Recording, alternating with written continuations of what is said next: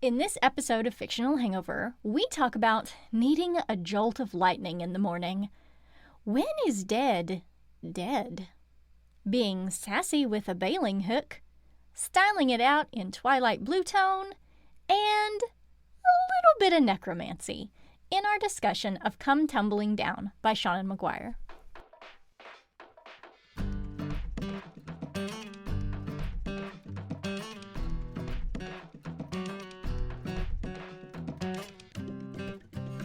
Hey everybody, welcome to Fictional Hangover, a podcast about young adult and new adult, and sometimes other books, series, authors, voice actors, and illustrators that is full of spoilers. I'm Amanda.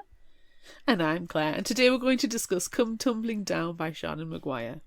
Standard disclaimer. If you haven't read this book, please remember that Fictional Hangover is all about spoilers. If you haven't read or listened and don't want to be spoiled, stop listening to us and go read or listen to the book. Then come back. If you haven't done this but want to pretend that you have, or if you don't care about spoilers, or if you just like the show so much that you don't care about any of that, then listen up. Yay! We're back to book club! Yay! I know, hooray! I mean, we had a Seanan McGuire last month too, and it was our live episode, and we talked about the short story Juice Like Wounds, which was very good, but it had some very cringy, gross moments in it. I just was thinking... It was a very sad book story. I was just thinking about the Wasp Queen and her pulsing in italics, and I almost threw up in my mouth. Stop pulsing in italics! Every time I see a word in italics now, I'm like, is it pulsing? It still feels like it's been ages since we've done a book club book. Even though, like you say, last month we still did one. It was alive. Yeah. And it was just because it was a short. I don't know. It feels weird. But I like it. We're back. I like it. I like that we're including the short stories in our regular rotation with these, because, you know, a lot of times people will skip over the short stories. Yes, but or go back to them at the very, very end. Yeah. And you struggle to understand the context. So, yeah, no, I'm really enjoying the short stories, and I think it's really good that we are including them. And the fact that we have access, I think all of them are free. Yes, all of them are. Rector Mag. Yes, so yes. It's really encouraging to be able to include them. So I'm well up for it. Good, I'm glad. But yeah, like I say, it just feels like it's been a little while. Now, I know it has been a little while. Genuinely has been a little while. And that's genuine background information, because I don't think we had any last time. We didn't have any last time because, for whatever reason, we decided we can only get our background information from this one Nerdist article. But hey, hello again, you know, we Nerdist latch, article. We latch. We do. So there was a lot. There's about this one in that article, but there's a couple of things that I want to pull from these, and one is that when she was working on this one, she said she had to fight a little bit with it, because she says something that we see in TV fairly frequently is that for the first season of a show, they've managed to get greenlit, and then, you know, they're going to be on the air, but no one thinks it's going to succeed, so no one cares what they do. And Every Heart a Doorway was a big success, which no one expected, she said, which I don't believe that, because it was so good. But then she says, when we get to Come Tumbling Down, I'm like, this is the book that comes next. Linearly, I should have said linearly. And it sets up a lot of things. And then her editor was like, but we were just in the moors. Do you want to go back to the moors already? Why are we going back to the moors right now? Maybe we should go somewhere else. And she's like, no, it's time. And they listened, and I'm glad, because I love Jack and Jill. I do. I love them. Yes. So I'm glad we got another one. But I'm worried. I'm worried that, you know, we're probably not going to see them anymore. Spoiler alert. Wait. Are we nearing the point where you've read them before? I have read this one, and I've read the next one, and I think I've read the next one. So they could come back that you don't know about. They could, but I don't know. Yes. Yeah. But we're back in the moors again. But now we're back in the moors in the appropriate timeline. Because the first time we went to the moors, which is the second book with Jack and Jill, we went back in time. But now we're back in the correct timeline. It's very confusing. It's a lot, yes, but yeah. But that's part of what's keeping this series so fresh as well, is that the key characters swap between themselves. The voices of the narrator changes. Yes. But also the timeline changes. So, we're jumping back and up and down the timeline, but not confusingly so. No. And also, we're going to completely different worlds, which is very nice. It's not, it's the same, like, we're at the school and we're just never leaving the school and we're never ever going to graduate or whatever. Yeah. No, we're all over the place. No, as soon as you enter the moors as well, it's like it gets colder and it's black and white, and you hear the creaking doors and the dum dum dum and the really fake looking lightning in the background, and it's perfect. Oh God, I love the moors. Yeah, I love the moors. Me too. Oh, it's the aesthetic I can only strive to. I know. So Cool. Good. So good. I'm hoping there's going to be a lot more background information from this Nerdist article we're going to be able to extract, even if it's not necessarily about the specific book that we're talking about. It might be about specific characters and things that or themes that we'll be able to take down, because there's quite a few more books to come. I'm sure it's going to be fine. Even if I'm just pulling out random ass sentences, it's going to be fine. But I think my initial thought for this one is hooray. Hooray, more Jack and Jill. Hooray.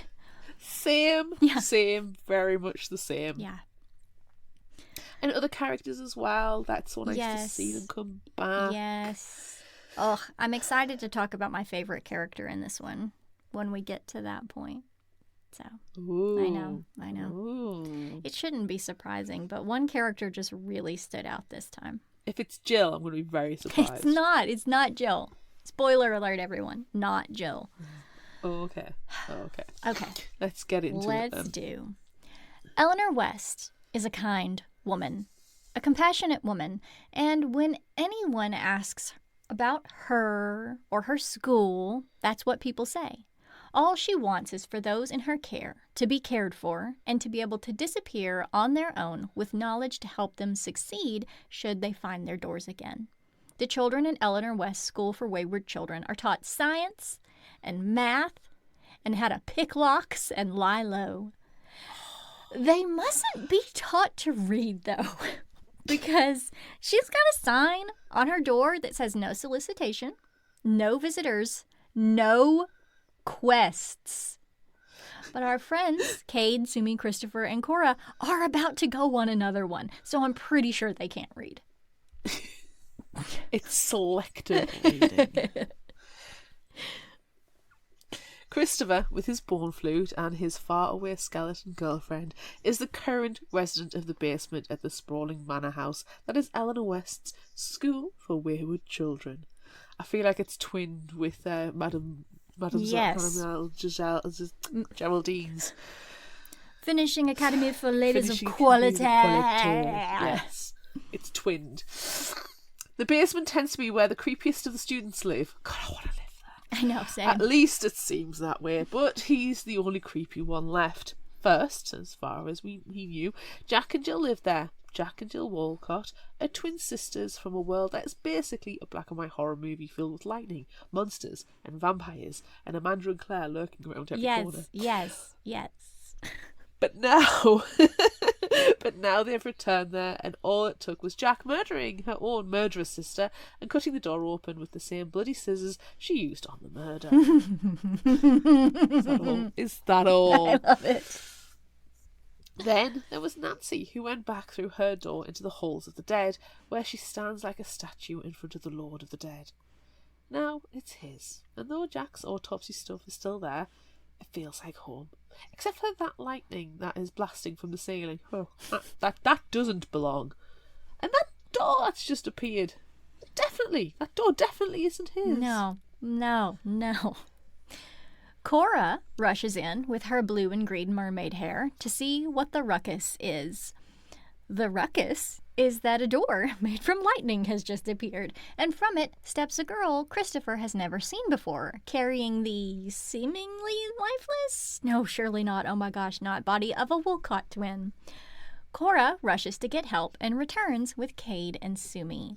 The girl being carried looks like Jill, but Sumi says it's Jack. Jack is more muscular and Jill is more delicate, and this body is wearing a diaphanous nightgown, so surely it's Jill. But no, Sumi is certain it's Jack, just wearing Jill's body. The girl carrying her tries to speak, but no words come from her mouth, and after setting the body down on the autopsy table, she signs, and Sumi can understand. She introduces herself as Alexis and says that Jack needs help. They use some of the old medical supplies still in the basement to wake her up, and yes, it's definitely Jack in Jill's body, and she is freaking the fuck out. Understandable. Yeah. Relatable. Yeah. Yeah. Cade rushes to get some of Jack's old clothes, knowing how important clothes are to a person, making them feel comfortable in whatever skin they're in. Jack is still freaking out, because we all know she needs things to be just so, and well, they're just not so at all right now. Before she can explain what's going on and that she needs help from her friends, she has to give her betrothed, Alexis, a little boost. Alexis has been resurrected twice by Dr. Bleak, Jack's mentor, and while she's still herself, she runs out of energy and needs a bolt of lightning every now and then to keep her going. Don't we all? Yes.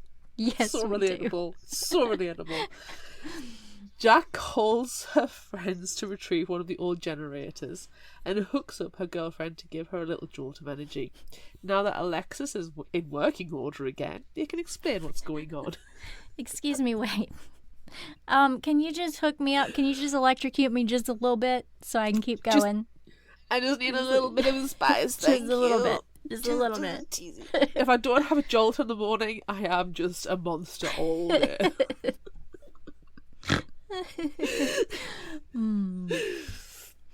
Jack explains what happened at the end of book 1 when she and her dear sister returned to the moors. Should it be dear sister or dead sister? Hard to say. Hard to say. She and Dr. Bleak, with a recently resurrected Alexis, brought Jill back to life, and her vampire master came to take her away. But as a resurrected person, Jill can no longer become a vampire. So, after much threatening of everyone loves, Dr. Bleak performed an experiment on the twins, putting Jill's mind into Jack's living body and Jack's mind into Jill's resurrected body. But then Jill and the Master murdered Dr. Bleak. Jack is horribly uncomfortable with her OCD being inside someone else's body and needs her own body back before the Master turns Jill. So they've come back to Eleanor's for help. Of course they found it. Of course. Of course. Cade, Sumi, and Alexis go to tell Eleanor that they're going to the moors, but she tells them about the no quest rule and asks why Jack couldn't be too happy in her sister's body, because they're identical in the beginning, which is very off-putting. I hate it. I hate it. I hate it. I despise it with every fibre of my being. Sumi shouts at her that she shouldn't even have those thoughts in her head, and that they're going whether she gives them permission or not. And we all cheer Sumi on. We all cheer for Sumi. When Eleanor asks why they even came to tell her if they were planning to go anywhere, Sumi says that they couldn't just all disappear because that would be cruel. Eleanor is getting old, which is hopefully why she said what she said, and the world is weighing heavily upon her. Maybe soon she'll get to stop carrying that weight. I was so frustrated. Still no reason to be cruel like that. I hate it. While Cade, Sumi, and Alexis are gone talking to Eleanor, Jack, Cora, and Christopher stay in the basement. Jack tying a cravat and trying to get more herself inside her sister's body. Cora doesn't really understand what the big deal is, which is frustrating. Christopher asks Jack about Alexis, and Jack is scientifically romantic about her and the fact that, she will make her babies if she wants them when they return to the moors, and Jack takes her place as mad scientist. She's prepared to take over for Dr. Bleak as soon as they get back, but she hopes they'll be able to restore him and he'll get to keep his place for just a little bit longer. The rest of the group joins them then, and with a key made of lightning and Jack's terrifying laughter, they go to the moors. You say terrifying, I say perfection. I know, I love it. I can just imagine the straight up cackle. I feel like it's higher pitched than that. I feel like it's just maniacal, and I love it. Proper shrieking. I love everything about it. Yes. Upon arrival, everyone notices the moon, the giant red moon that Sumi describes as the blood-red cherry on top of the murder sundae. Perfection. I love Sumi. Jack tells them all that the next full moon, when the master will turn Jill, is in 3 days. They set off for the windmill, but as they get closer, Cora hangs back, and Alexis notices. There is an ocean in the moors, and it seems that the drowned gods there are calling for the mermaid Cora to join them. As Cora runs to the water, Alexis catches up to Kate to tell him what's happening. She tells him that she will never be able to catch up to Cora, but that someone needs to go with her, so Kate rushes off, promising to find them again. When the rest of the group gets to the windmill, it's to find the headless body of Dr. Bleak, which sends Jack into hysterics. Yikes. I mean, we knew he was dead. But you don't really expect dead in the moors. No, you don't expect headless dead. Yeah, headless dead is proper dead. Headless dead is proper dead. Yeah. Ugh. Christopher, Sumi, and Alexis carry the body inside, and Jack begins the work of getting his blood pumping again, which baffles Christopher since Dr. Bleak has no head. But then Jack sends him and Sumi away to choose new clothes so they won't look so obviously out of place in the moors. When they return, Jack tells them they must go to the sea to retrieve Cora and Cade, or at least get help if they won't give them back. They will leave Alexis behind in the windmill because the journey might be too long for her, with her necessary bolts of lightning that she needs. Plus, the master might think that lights on in the windmill mean that Jack is there trying to make a new head for Dr. Bleak instead of trying to amass an army. It seems like a fine plan.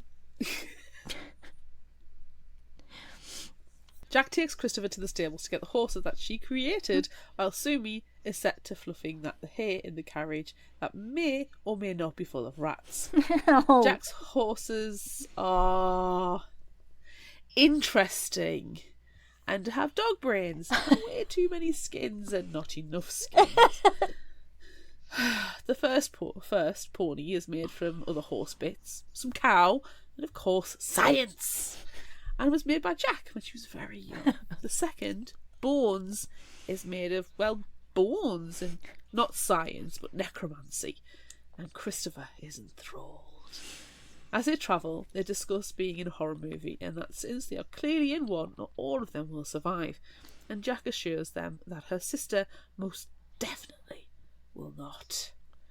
As they approach the seashore and the village of the drowned gods, Jack warns them to be careful of the villagers who might be inclined to eat their fingers. What? No! Yikes! No! No! What? Stop it! Yikes. Backing up a little bit, Cora flies across the moors with Cade running behind, trying to catch up. She is being called by the drowned gods, being lured like a fish, and she can't resist their call. At the edge of a cliff, just as she is about to plummet off, hoping she will transform into a mermaid as soon as she hits the water painfully far below, Cade almost catches up. He tells her to wait, and she does, but only long enough to tell him that she's home. And then she falls backward off the cliff. Inside the village, Jack, Sumi, and Christopher pass through the villagers who are staring at them with eyes that are too big. But Sumi stares them down and she wins. Of course she does. As they approach a cave surrounded by acolytes, they see Cade sitting with his head in his hands. He tells them about Cora, and Jack seems nonchalant about their friend leaping from a cliff. Cade angrily lifts Jack from the wagon and calls her a monster, but she never said she was anything less. The rest of the group dismounts from the wagon, and they continue on to the cave that might be a cathedral. The acolytes attempt to stop them, but Jack declares that a challenge is beginning, and the high priest won't be pleased if they are delayed, and so they are allowed to pass. As they cross a rickety rope bridge, a board breaks beneath Cade. Christopher rushes to catch him, and Sumi catches Christopher, but they all know they won't be able to save him. Cade lets go, sacrificing himself for his friends. Nope. Hate it. No. Hate it.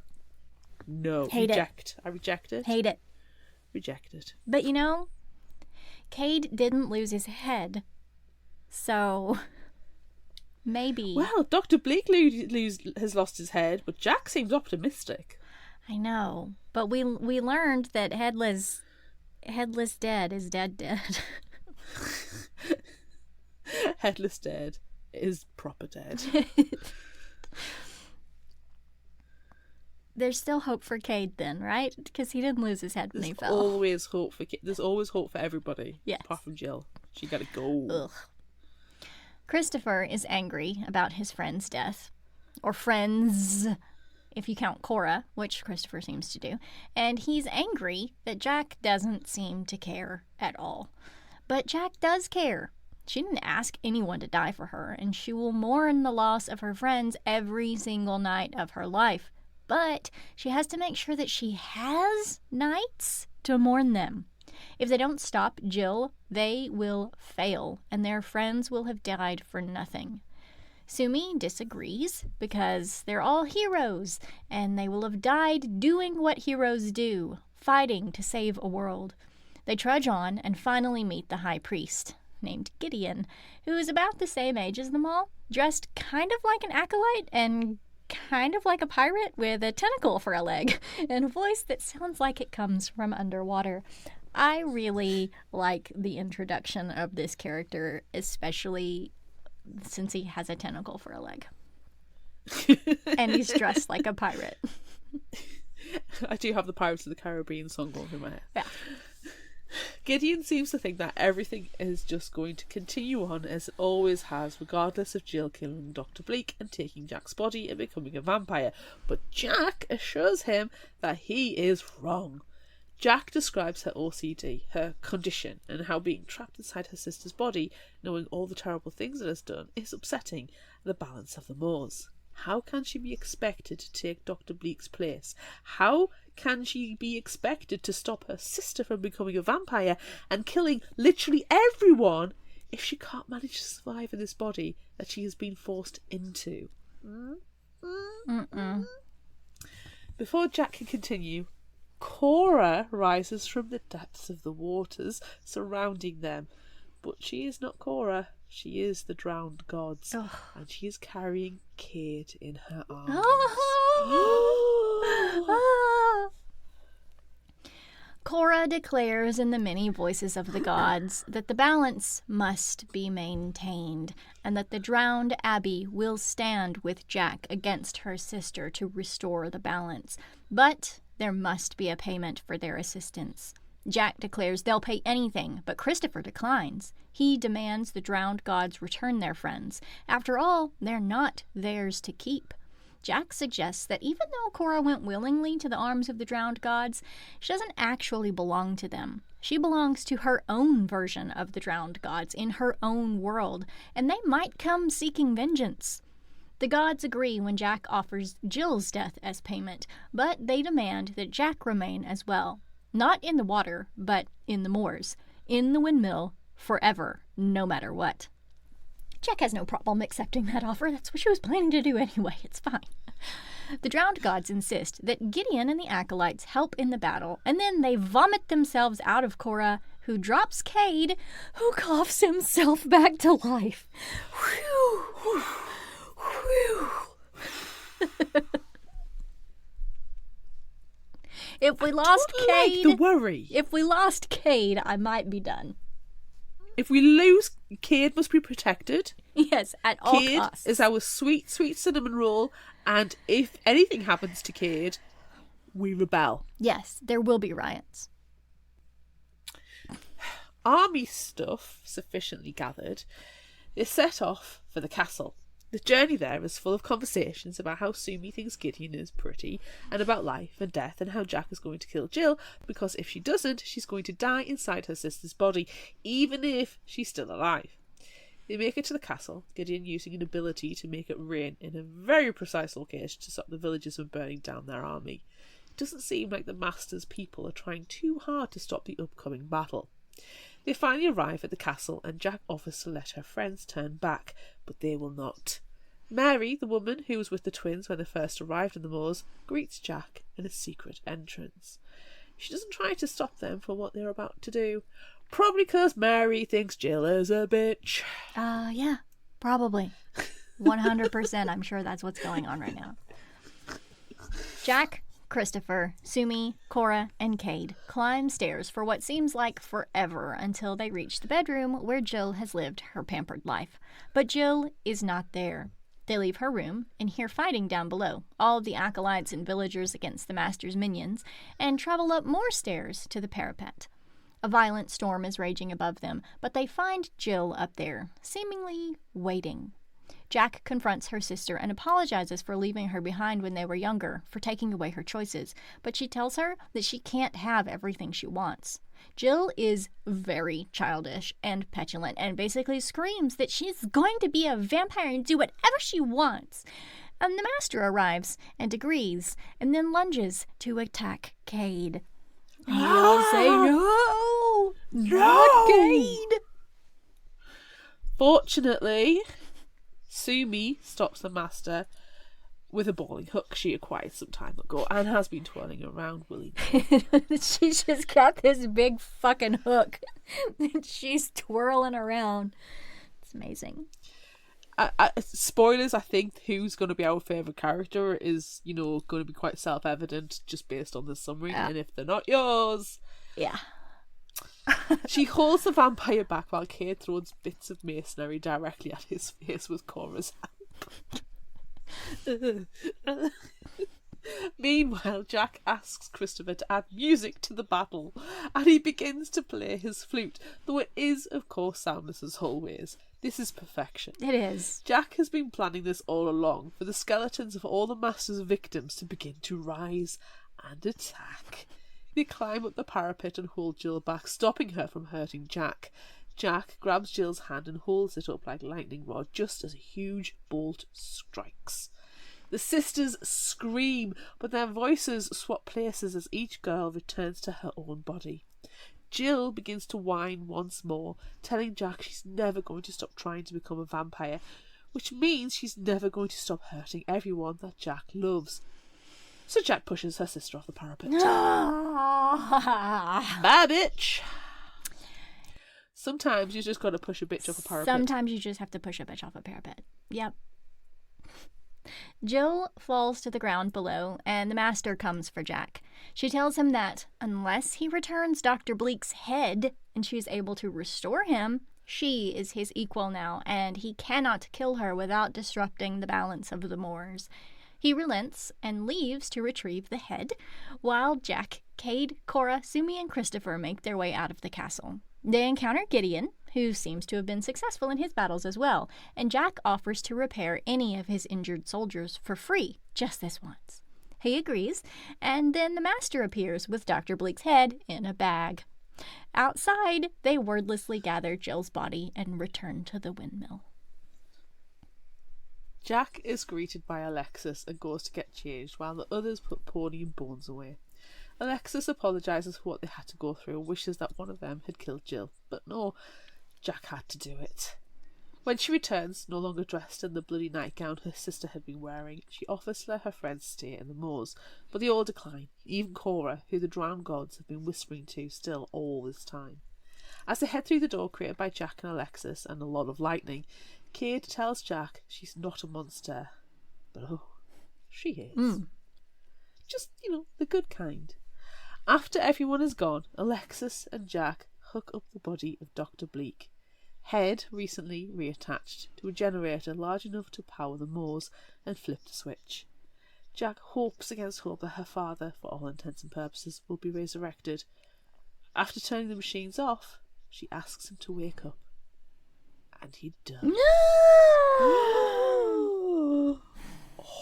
So even Headless Dead isn't necessarily dead. Oh, it's not proper dead. Oh my god. Dang. I thought that was going to be our thing this time. Headless Dead is dead. Not, though. It's not. When is dead? Is falling from a parapet dead? I guess so. Better be dead. Better be dead. So the question of this week is, when is dead? When is dead? When is dead? Let's debate this whilst we put some kind of promotion on, potentially for our episode 300 coming on Sunday, the 23rd of June. Yes. At 2 p.m. CT, 8 p.m. GMT on YouTube with Annie, Bree, Constance and Drew. Superfans assemble! Of our show. Superfans assemble. Yes. It's going to be such a good episode. And we're episode. discussing Vampire Book Club's coming back for a special. Yes. Don't Feed the Vampires, a Goosebumps Choose Your Own Adventure, which you can loan out of the library if you want to join in with us. Yes, you can. Do we need to even do a promo? Do we need to insert the promo? Because we might have just done one. I don't know. I feel like that was promo. We've certainly promoed. We have promoed the promo. Promo the promo? Is that dead? I don't know. No. Promo's proof promo. I don't even know what we're saying anymore.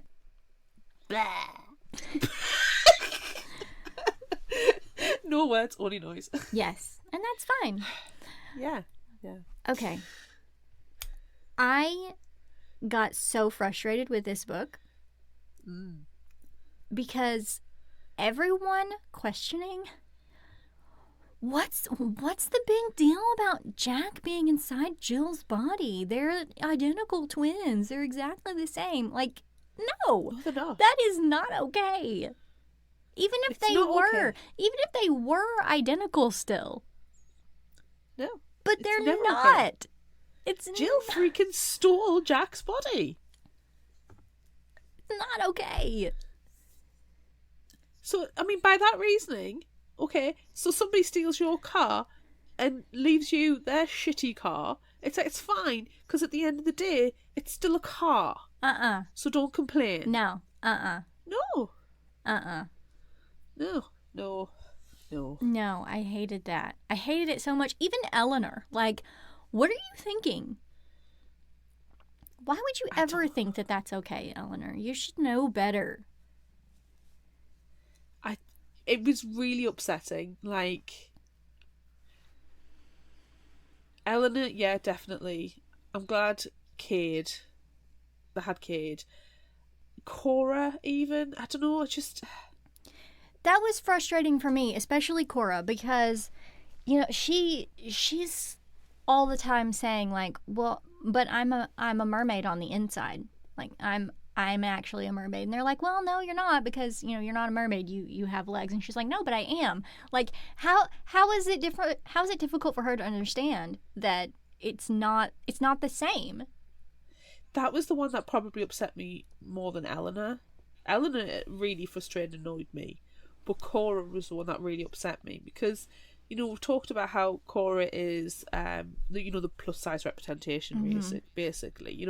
It's a positive that she is a fat character in her world because she needs the warmth, the warmth that the fat brings under the sea as a mermaid. Yeah. And you're like, so what you're telling me is that Ariel, the little mermaid, the skinny little bint, is actually an unhealthy mermaid, whereas Cora is a healthy mermaid. I love that. Yeah. So she has constantly said how she is a mermaid trapped in a human's body. Yeah. Jack is trapped in Jill's body. It's not 100% the same, but it's similar enough that she should have empathy and understanding for the situation. So Cora and her reaction was really upsetting. And it was like the bit where Jack turned around and said that these are the hands that killed Alexis, and I've got to use these hands. I can't be stuck with these hands. I can't love Alexis with these hands. I was like, you just, it's, regardless of having OCD, proper medical, yes, should be treated OCD, not just I'm so OCD about this. You're not OCD. No, you're not. Stop you it. just Stop have a saying preference. That. Yeah. So please stop using not the that. same thing. It's not. So Jack actually having actual diagnosable OCD, I can't imagine it. I can't imagine how horrible she must have felt for the period of time that she was trapped in Jill's body. Yeah. And the complete lack of empathy for the majority of people. I know. I mean, thankfully, Christopher was like, kind of got on with it, and Cade was very empathetic. Yes, Cade was a hero in this one. Like, immediately going up to his attic room and getting clothes for Jack that he kept. He kept Jack's clothes, and he's like, I know how important clothes are in your identity. Here are your clothes. It might not be your body, but these are your clothes. Exactly. And Jack was like, they're not going to be clothes I can wear after this because they've been on Jill's body. But she appreciated Cade reaching out like that, and it was beautiful. It was exactly what was needed. I do appreciate, speaking of Jack's clothing, how she regretted not going back to get her gloves because it was a good pair of gloves, but like, no, I can't wear those gloves anymore. I peel off my murdered sister, but those were good gloves. I'm gonna mourn the loss of that really nice pair of leather gloves. Do you know, when you find a good pair of gloves that just fit so perfectly, and they keep your hands warm and they don't shift around, and you don't get that irritation around your wrist. Yeah. Oh. Yeah. It's difficult to find. And it is. Damn you, Jill. Yeah. You ruined a pair of gloves. Yeah. I mean, she ruined a lot of things. Oh, God, yeah. She ruined a lot of things. And I want to say I'm glad she's dead. Yeah. But I can't guarantee that she is dead. What I can guarantee is that the Master doesn't want her anymore. No, the Master definitely does not want her anymore. And that was frustrating, though, wasn't it?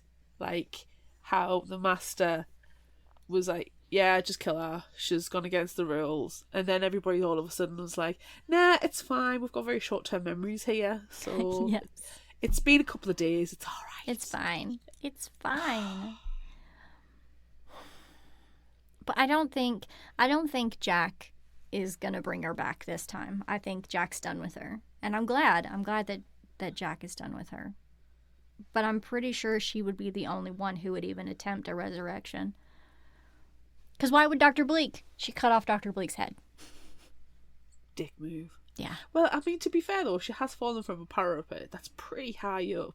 Is there going to be anything? Or was she just going to be, a split sack of meat? Yeah, I'm pretty sure they talked about that in the book. Like, yeah, there's parts of her that were ruined, and they're not fixable. So she's dead. Falling from a parapet is dead. Headless dead, not dead. Falling from a parapet, dead. Yes, very dead. All the way up, when they were going up to the parapet and stuff, in my head I was like doing the kill the beast. I liked that scene because Jack kept complaining about Jill not having exercised at all. Like, saying that I'm going to become, an undead creature of the night is not a valid excuse for not exercising. It was good. Damn it. And they're all so tired from climbing the stairs forever. Stairs are horrible. Yeah. We went to Whitby this week, and there was 199 stairs to climb to the Abbey, and I just turned to the hubby and went, not happening. It's not happening, because that's 199 stairs just to get to the top, and that's 199 stairs to come back down, and then it started pouring with rain. I was like, yeah, it's not happening. Nah, dog. Nah, dog. Nah. It's too touristy, can't be bothered with that. Yeah, no. But it would have been really atmospheric and very Moors-esque, actually, with the ruins. Yeah. But then I would have died and had to be resurrected. Yeah. Because I wouldn't be dead. I would have just fallen down some steps. Right. You would not have fallen off a parapet, so you could have been resurrected. Do you know what's something else that I really like? And it's so funny that I keep talking about all these things that I like, and it's not anything having to do with my favorite character in this one. But I loved the scene with Christopher playing the entire skeleton army to life. Yes. Yes. That was an amazing scene. And I love how much he loved Bones. I was like, oh, can he take Bones? Yeah, can he please take Bones? Can he have your horsey, please? Yes. Yes. I'm looking forward to more Christopher stories. Yes. Christopher has a short story, I think. Well, I don't want to know, but I do want to know if we'll finally meet Skeleton Girlfriend. Not that I have encountered, but I haven't read them all. That's true. So. That's true. So I don't know. Hopefully. We can hope. But I know one of the short stories, I'm 98% certain, is a Christopher short. So I will appreciate that. Okay. Yeah. I do like Christopher. I do like his flute. I do like his love of bones. Yes. And I love the fact he kept the autopsy table in the basement, and he just like threw a tablecloth over it. Yeah. And they're like, oh, we need a suitable place to lie the body. I've got an autopsy table. Yeah, it's like, right there. why do you have that? Why shouldn't I have that? Why not? Why not? Where did you get these generators from, Jack? Doesn't matter. Places. I've got them. That's Doesn't all that matter. matters. I really like that as well. About it happened in the previous one with Jack, where there was book one when she was like, "Oh, I've got all this like formaldehyde or something," Yes. and they're like, "Where'd you get that from?" It doesn't matter. I love it. It's just there, and the reasoning behind how, where, why, what, when. Yeah. It doesn't matter. Doesn't matter. Doesn't matter at all. Yeah. Are you glad that Dr. Bleak looks to be back? I don't know. Because I think I am glad that Dr. Bleak seems to be back, because I know that Jack said she was ready to become the mad scientist of the Moors, but it would be nice if she got to have a little bit of time with Alexis, not worrying about her sister attacking or terrible things happening. So I think it's nice that she'll have hopefully a few moments at least where she and Alexis can just live. Yeah, I agree. I think if Dr. Bleak couldn't come back, she would be willing to step up and fill the shoes. Yes. Or the lab coat. Yes. If necessary. Yeah. But I also think she's probably got stuff to learn as well.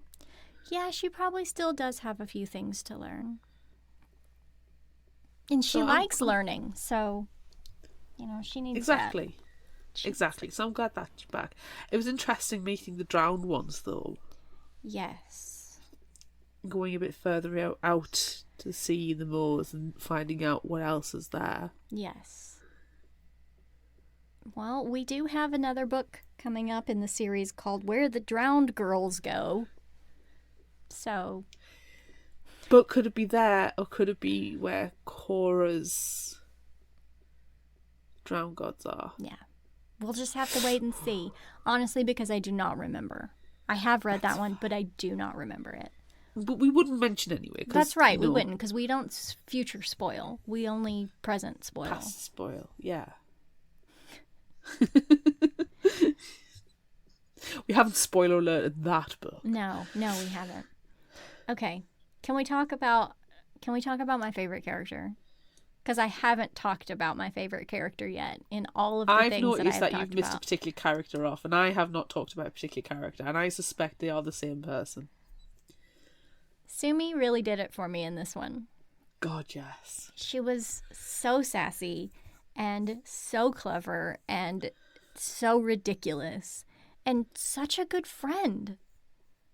She was great. She was great in this one, especially when she just has that random baling hook.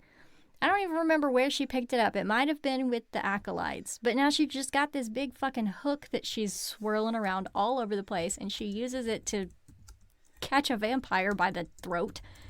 So good. And she was so good at standing up for the Jack Jill situation, standing up to Eleanor about that and calling her out. And then also she was really flirty with Gideon.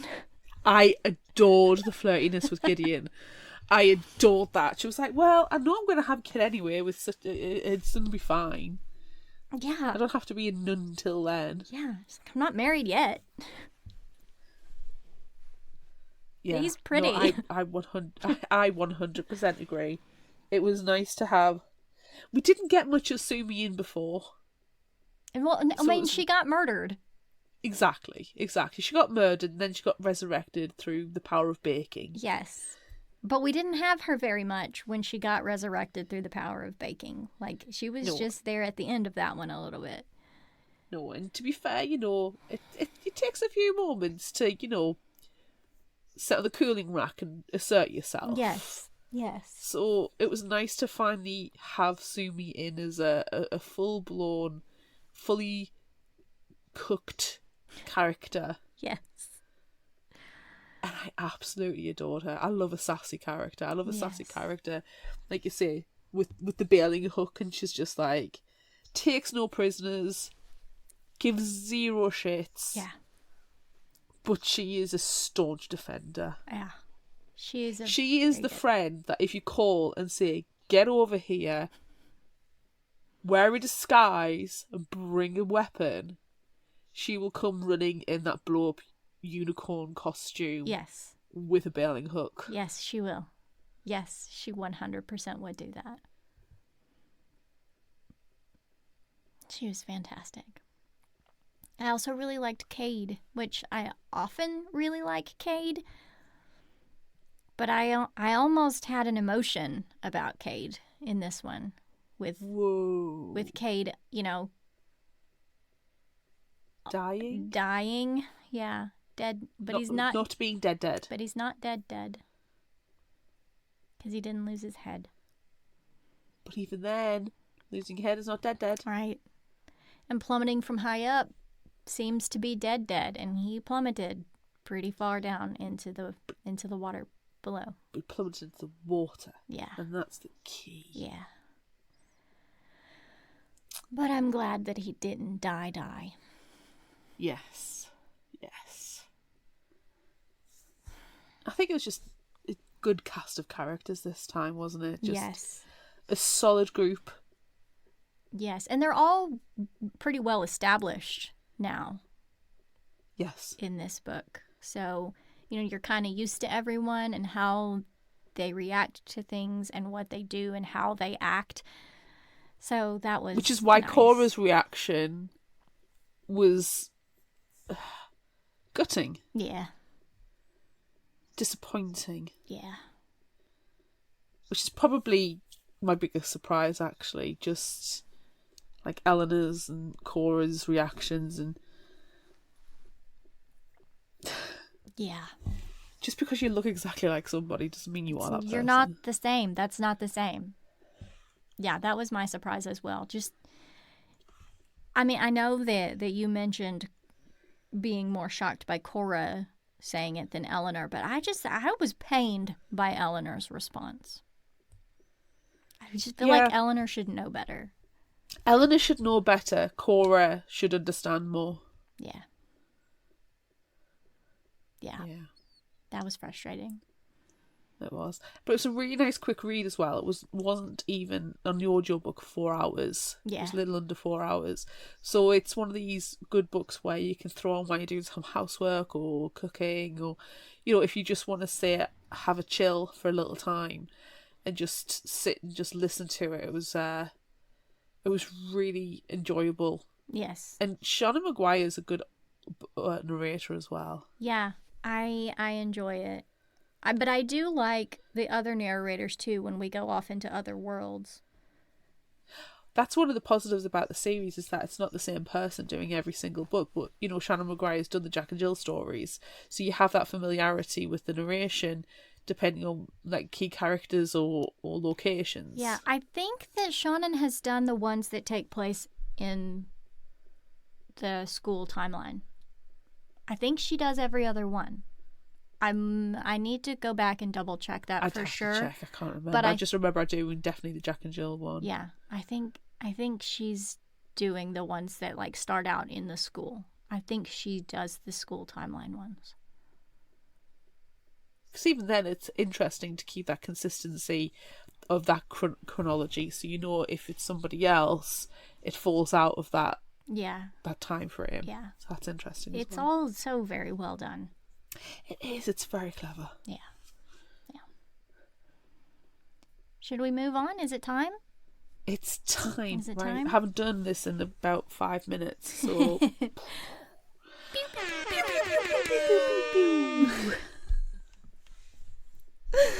And Would You Rather this week, we asked, would you rather be a twice reanimated person or a person inside the wrong body? Well, on Facebook, 71% want to be twice reanimated. On Instagram, it was 60% to be twice reanimated. And on TikTok, it was 54% inside the wrong body. We do have a few comments this week. We do. Candice on Facebook said, I picked being a person in the wrong body a la Freaky Friday because I think it'd be fun to be someone different for a while. Katrina on Facebook says twice reanimated, so I would still be me. I'm not sure I could get used to being in a different body. I'd freak out every time I saw myself in the mirror. Oh boy. Constance on Facebook said, body swapping time. Bree on Facebook says twice reanimated person. At least if I'm a zombie, my body will be mine. Lydia on Facebook agreed, twice reanimated, please. Coral on Facebook says, I feel like it all depends on the body I'm in. That it could be really bad or great luck. But I think it would be fun to be twice reanimated with funny, colorful hair. Cordy on Facebook said, I'd rather be Billy Butcherson. Brent on Facebook said, wrong body for sure. And Grin on the Freudian Threads said, twice reanimated. Just keep getting do-overs. Eventually I'll get it right. I like that response. I'm going to go twice reanimated as well, just so I can get that jolt of lightning every now and again. Same. That is the exact same reason I was going to say too. Like, just get that little boost. I just need a zip zap. Yes. Just a little jolt. I like that they described that though, and how that works, and how like, yeah, well, I'm powered by lightning. I have a lightning reservoir behind my heart, and you know what? It runs out. But I like that it runs out, and so at first she's like, well, then I lose my voice first, and then I can't really move very well, and then all the pain sets in, and there's just no point. So if there's one character in this entire series that is relatable, it's Alexis in this book. Yes. Oh, and we forgot to mention that Sumi can understand Alexis when they do the sign language. Yes. And it was beautiful. Yes. And amazing. Yes. And Sumi, all hail Sumi. Yes. Sumi is so great. Because remember, in the first one, she was all the time moving her hands and playing with string and doing all sorts of stuff. So I can just imagine them having like a very heated signing conversation. And Sumi's probably telling some crazy bonkers story, and Alexis is like, make her shut up, stop telling the story, what are you doing? But I also like that she's like, I can hear you, I can understand what you're saying, I just can't speak back because my reservoir is empty. I had a friend on a previous job, and her father was deaf and would use sign language, BSL. But he liked to tipple on a Friday night. He would go to the working men's social club where it was cheap beer, and he would come back. And she said he's trying to tell her off for something, but he's speaking with his hands, and she was like, I could not understand a word that he was saying. But she's like, yes, Dad. But yeah, he would be drunk as a skunk and slurring sign language. That's hilarious. Which, I mean, I met him a couple of times, and he was an absolutely delightful fella. And I just kept thinking about him slurring sign language. So I can imagine Alexis as well, if she's had a couple of tipples and she's lost her voice and her reservoir's going down. She's like, slur sign language. So yeah, that's amazing. And also sue me on too much sugar. Which is just like sue me hyperactive constantly anyway. Yeah. Yeah. It's like, slow down, I can't understand what you're saying. Yeah, just slow down just a little bit. Anywho, let's move on from the Sue Me Appreciation fan club. Okay. Would you rather fall off a cliff or fall off a rickety rope bridge? Oh. None of the above. No, thank you. None of Pass. the above, but if it's a rickety rope bridge, I feel like I could like style it out like an Indiana Jones movie. Yeah. Oh, but I don't even want to be on a rickety rope. Ugh. Gives me chills just thinking about it. No, I'm like staring at the answers and thinking which one's better or worse. But I'm like, no, I'm gonna go rickety rope bridge, and then as I go down, I go Kalima. Okay. Yes. Yeah, Yeah. that's my answer. If we're Temple of Dooming it, then yes, I will take the rickety rope bridge as well. Yeah, because the cliff, I can't help but feel is going to. But then fall off. No, could I style it out like Bella in Twilight? I don't want to style out like Bella in Twilight. I was just cliff diving. It was the recreational. It's not blue toned enough. We needed more blue tone. Done. No, that was New Moon. So New Moon was very orange. Oh, do we have to play with our modes now? We do. Oh no, it's too blue. Yeah, I don't really have orange. I don't really have a good orange for New Moon. Oh, whoa, pink. Why didn't we do this, by the way, when we were talking about the Twilight books? Why didn't we blue tone ourselves? We really missed an opportunity. We missed a trick. Oh, cliffs. Oh no, cliffs. I've got a green. Your rainbow lights. Oh, now the question is, how do I fix this? I've just turned mine off altogether. There we go.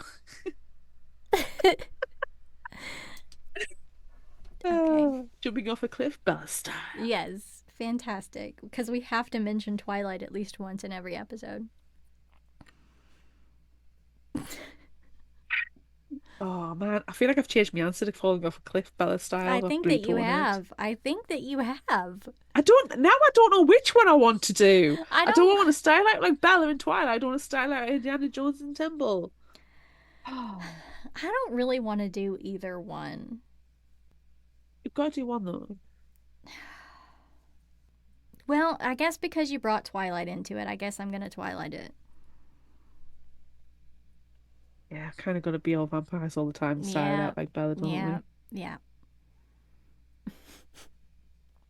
Okay, what's our next question? Okay, so would you rather have Tawny or Bones as your horse? Father, the horse. My horse. Hip-hop horse. Father? Father. It's got to be Bones for me. The too much skin is a bit weird. I don't know. I just too much skin's too much skin. I like Bones. I want Bones as a horse. Yeah, I think Bones might be a little uncomfortable to ride. with the lack of skin and, musculature and such. But if I'm just hanging out with a horse, yeah, I'm picking bones. But I'm not going to ride a horse. That's just crazy talk right there. I'm not riding a horse. The horses. Yeah, I think I'm gonna pick bones. I'm gonna hang out with bones, especially when he has kind of creepy glowing eyes. I have to pick the creepy version, not the goofy version. I feel like Pony's just a goofball. Yeah, Pony's a Labrador when it comes to ponies. Yeah. Yeah, it's gotta be bones. It's gotta be bones. I'm gonna pick bones. Cool. Yeah. Okay.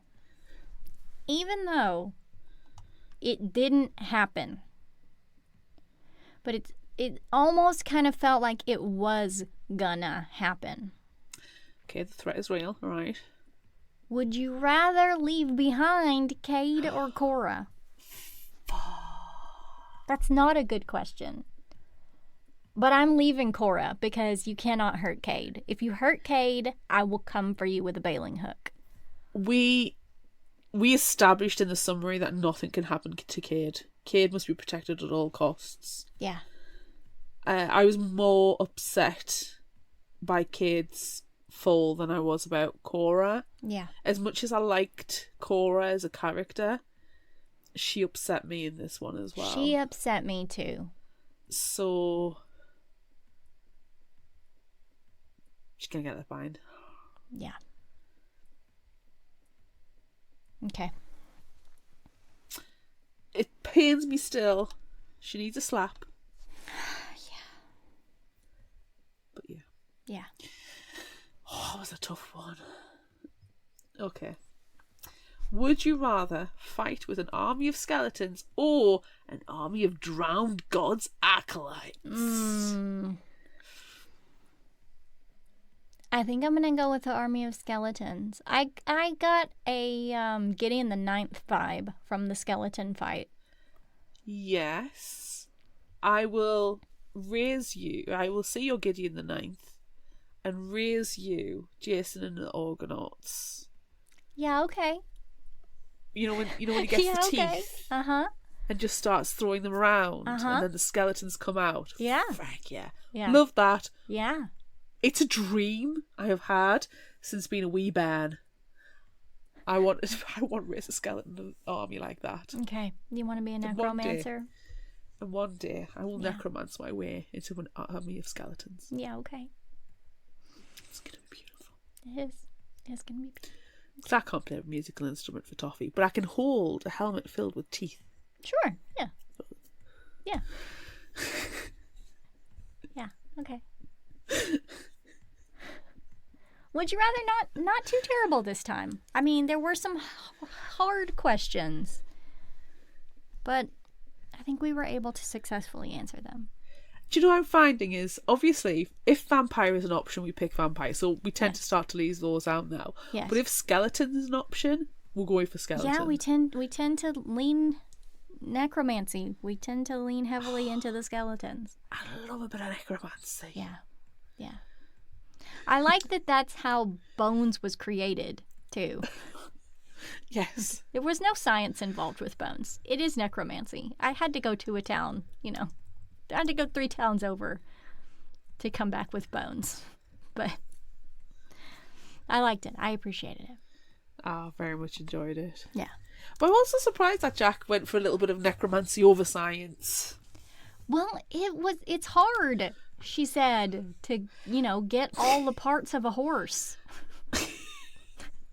So I get it. I appreciated, too, her naming of the horses, that the first one was called Pony, and Christopher was like, you named the horse Pony? And she was like, I was a kid. What are you thinking? And then she was like, we'll just jump right ahead into favorite final thought quotes here, that she would have called it Corpse Blossom. Which is a beautiful name. I didn't name. even choose that as a favorite final thought quote, but I feel like it needs to be mentioned. Pony is a much better name than Corpse Blossom, which is doubtless what she'd have been called if I'd put her together during my pretension and depressing poetry phase. I am upset that Jack went through a poetry phase. No, but it's I've depressing. Never gone through a poetry but phase. It's depressing poetry, so that's true. That is true. It's I'll accept fine. that. I've never gone through a poetry phase. No. I've never been the biggest fan I of hate poetry. It's too much symbolism. No, no. Now, I do like a novel in verse. Those are interesting to read. Have you read many of those? Any of those? I feel like I have, but not for a long time. There is a book that's come out. I can't remember what it's called, but even though it's in the title, there's no letter E inside the book. Oh, that is interesting. All the words are words that do not have the letter E, and I can't remember what it's called. I'm going to have to find out because I think it'd be maybe not necessarily interesting to cover on Fictional Hangover, but certainly from a book cult community point of view. I'll have to find out what that one was called again and get back to you. Yeah. Anywho, are we doing quotes? We are doing quotes. And I'm going to do mine. Okay, you do yours, because I don't really count the one that I just shared because it was about horses and not Horses about and quotes. corpses, of course. Okay. Friends, don't let friends go into danger alone. I know, panic is fun, but sometimes revenge is better, she said. Choose revenge. Choose better. Yes. And lastly, I swear I'm going to become a deathless creature of the night is not a substitute for a comprehensive fitness plan. To which I say, damn it. Dang it. I'll just have to get possessed by a demon. Yeah. A gym bro demon. Yeah. Yeah. It's fine. See last week's If Found Return to Hell episode. Yes. Anywho, what have you got? Vampirism might suit her very, very well. Amanda, what have we said? It's supposed to be a quote from the book.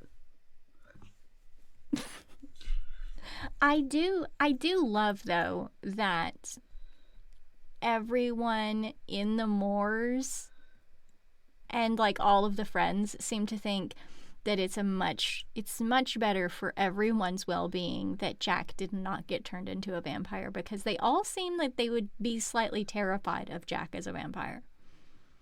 And I kind of like that. That's because Jack is intelligent. Yes.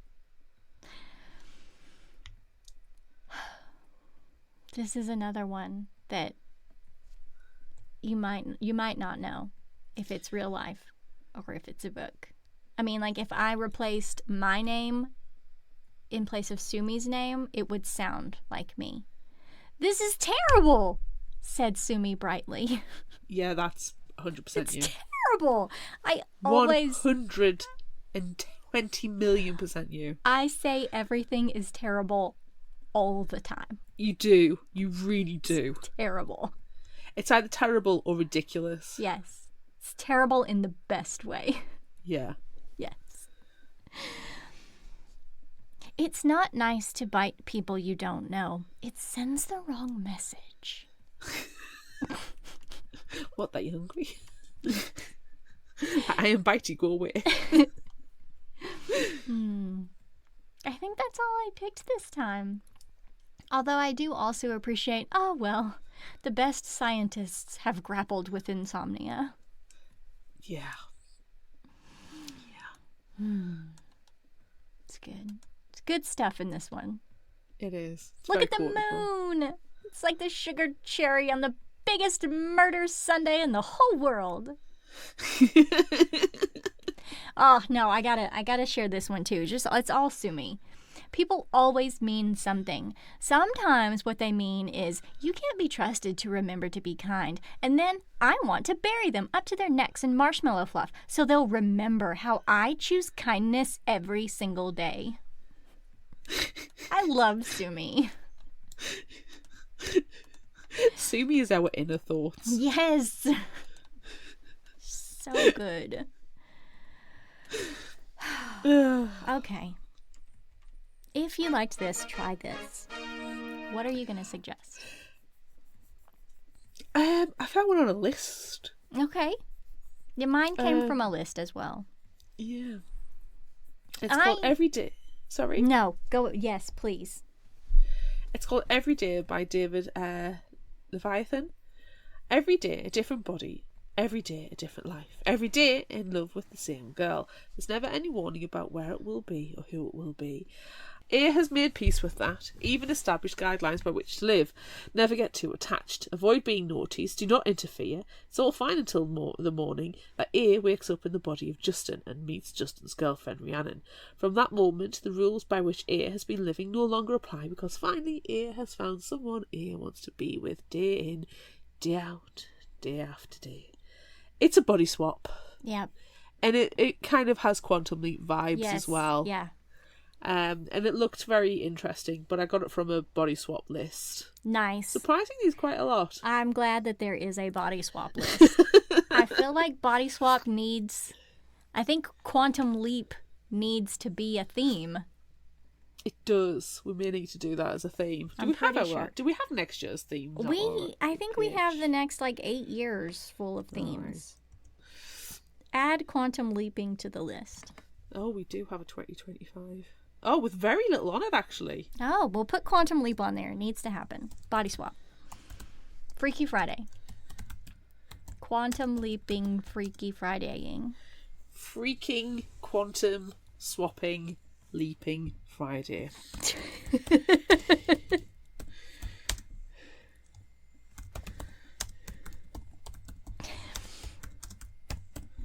While you're working on that, I am going to share the book that I found. I didn't realise you were sitting waiting for me, really.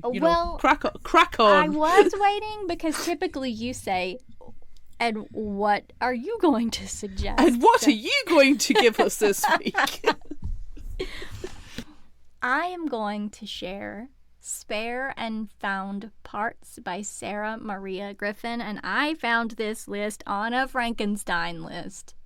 Yay! Nell Crane has always been an outsider. In a city devastated by an epidemic where survivors are all missing parts, an arm, a leg, an eye, her father is the famed scientist who created the biomechanical limbs everyone now uses. But Nell is the only one whose mechanical piece is on the inside, her heart. Since the childhood operation, she has ticked like a clock, like a bomb. As her community rebuilds, everyone is expected to contribute to the society's good. But how can Nell live up to her father's revolutionary idea when she has none of her own? Then she finds a mannequin hand while salvaging on the beach, the first boy's hand she's ever held, and inspiration strikes. Can Nell build her own companion in a world that fears advanced technology? The deeper she sinks into this plan, the more she learns about her city and her father, who is hiding secret experiments of his own. Ooh. Sounds interesting. Looks like there's some science going on there. Yes. Cool. Do we have any new and indie spotlight? We do. And not shockingly at all, it's Frankenstein themed. I know.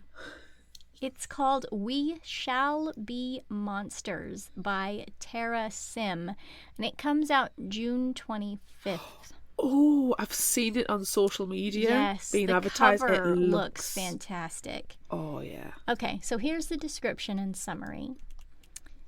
Frankenstein meets Indian mythology in this twisty, darkly atmospheric fantasy where the horror is not the monsters you face, but the ones you create. After her sister Lazia's sudden death, Kajal vows to do whatever it takes to bring her back. No cost is too great, even if it means preventing Lazia's soul from joining the cycle of reincarnation. But as Kajal prepares for the resurrection, her sister's trapped soul warps into a Bhuta, a violent, wraith-like spirit hell-bent on murdering those who wronged it in life. With each kill, the Bhuta becomes stronger and fiercer, and Kajal's chances of resurrecting Lazia with her soul intact grow slimmer. Blamed for Lazia's rampage and condemned as a witch, Kajal is locked away with little hope of escape. That is until two strangers who label themselves rebels arrive and offer to free her. The catch? She must resurrect the kingdom's fallen crown prince, aiding their coup to overthrow the usurper who sits the throne. Desperate to return to Lazia's body, Kajal rushes to revive the crown prince, only to discover that she's resurrected another boy entirely. All her life, Kajal has trusted no one but her sister. But with Lazia dead and rebels ready to turn her over to the usurper's ruthless soldiers, Kajal is forced to work with the boy she mistakenly revived. Together, they must find the crown prince before the rebels discover her mistake. Or the Bhuta finally turns its murderous fury on the person truly responsible for Lazia's death. Kajal! So much happening in that summary, but every single thing about it sounds fantastic. It really does. That sounds really good. So you want to resurrect your sister? Well, she's a murderous wraith now, so how are you going to handle that? What is up with sisters? Honestly, that's the entire theme. Yeah. Ugh. Sisters, man. Yeah, damn. Okay. Well, that's it for this episode of Fictional Hangover. I'm Amanda. And I'm Claire. Join us next time as we discuss Mina and the Cult by and with Amy McCaw. Oh, yay, Amy's back. Yay. Look out for our Would You Rather polls and monthly challenges on social media. Don't forget about our book club on Discord. Be sure to visit our shop on Redbubble at fictionalhangover.redbubble.com for all your favorite Fictional Hangover themed merchandise, and become a patron of ours on Patreon at patreon.com/fictionalhangover. Until next time, remember, the only cure for a fictional hangover is another book.